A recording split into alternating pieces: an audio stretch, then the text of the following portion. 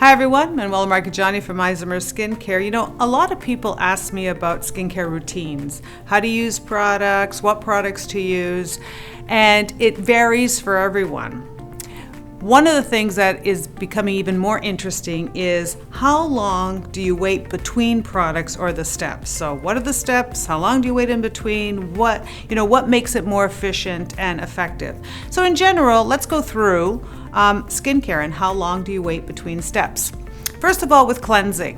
Cleansing your skin, when you're cleansing your skin, you should be cleansing your skin in the actual action of cleansing between 30 seconds and a minute. And really, truly, that's a good amount of time to put the product on, to rub it all over your skin, make sure that it's evenly distributed, you're working it into the areas that you need to work, you're not missing any spots, and then rinse it off with tepid water. I am not a big believer of wipes on the skin where you're leaving some residue behind, or cleansers that stay on. It just doesn't seem right. So make sure that you're always taking that cleanser off. Well, now, when you're taking a cleanser off, you dry your skin, but not 100% dry. So leave your skin a little bit damp. If you are one of those that like to use a toner, this is a good spot where you're using a toner because you want to keep the skin a bit damp. So cleanse for about a minute, then put a toner on or keep the skin a little bit damp, and then move on to your next step.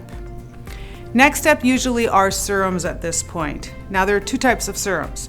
If you have a water-based serum, you put that product on, it will quickly absorb into your skin. If you have an oil-based serum, that tends to take a little bit longer to absorb into the skin and usually leaves a little bit of a film.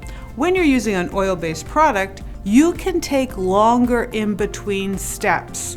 And the reason is, the little bit of the oil that is in there is pretty much film forming and does not make the product as volatile or easy to dehydrate in that sense, or dry out. So when you're using a water-based product, you want to put it on and you want to quickly follow up with your cream or your next step, because you don't necessarily want it to dry out on your skin surface. So don't get confused with it drying up on your skin surface as being absorbed. It's not the same thing. So with something that's more water-based, you want to move a little bit quicker between steps. Things that are oil-based, you can take more time between steps because you have more playtime with your product. And playtime is very important with your product. When you go with a routine that's a cleanser, so I want to walk you through this again. Cleanser, then you have your serums on, then you put your cream on. The entire process would probably take between 2 to 5 minutes, and that should be your whole beauty routine. And I'm thinking 5 minutes at the longer end of the scale. And this is because when you start adding ingredients like retinols or sunscreen to the routine.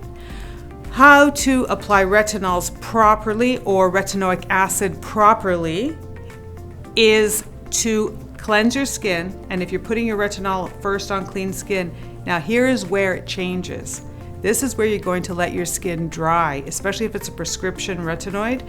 You're going to let your skin dry for a couple of minutes. Then you put your prescription retinoid on, and then you wait a couple of minutes, and then you follow up with your beauty routine, right? And there's a reason for that. The reason for that is a retinoid by prescription, is very active, very strong or aggressive ingredient. And it actually gets stronger or more aggressive when wet.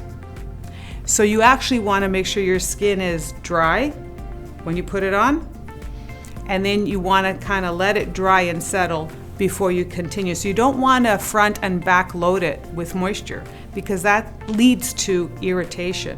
So this is where a skincare routine has to be very specific in the sense of how long do you wait. The other thing that you want to think about is your sunscreen. If you're using your sunscreen as your final step, so you've done your cleansing, your serums, your creams, and you put your sunscreen on, and you're gonna go outside, you want to have the sunscreen on and in your skin for about 5 to 10 minutes. And this is to allow okay? A distribution of the sunscreen ingredients into the surface layers or top layers of the skin. And this is actually going to help with the protection that it's going to provide, because when you're using a typical sunscreen that's not a physical block, when you're using a chemical sunscreen, it needs to absorb into the top layers of the skin, and when the sun rays hit it, it actually gathers that sun ray and shatters it. So it needs to have basically an environment underneath as well that is going to allow that shattering or dissipating to occur to protect your skin.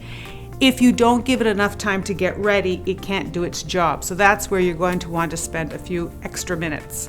So in essence, a skincare routine doesn't have to be very difficult or very long, but when you're working with certain ingredients, like your retinoids, like your sunscreen, oh, and one other one, your hyaluronates, that's also to amplify or increase the absorption or performance of your hyaluronate. It should be applied on damp or wet skin and then followed up with an oil-based or a cream product with a lipid. So that also is going to help hold in that moisture. So that's what they call making a moisture sandwich. I hope you enjoyed our conversation about the steps of skincare and how long to wait in between each step to maximize your beauty routine. I look forward to your questions and comments. Talk to you soon.